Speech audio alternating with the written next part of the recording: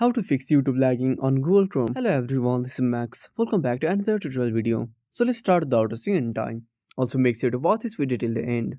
First of all, open up your Play Store. Tap on the search icon at the bottom right corner and tap on the search bar. Now type Google Chrome. Now once you're done, simply tap on search. Now tap on Google Chrome. Now make sure to update to the latest version. After updating, go back to the home screen and open up settings. Now go to the settings. Scroll down and click on apps. Tap on app management. Now tap on the search bar. Now type Chrome.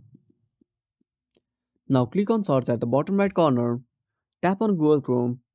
Now tap on force stop. Now go to storage usage. Now tap on clear data. Now tap on clear all data. Now click on OK. Now restart the Google Chrome.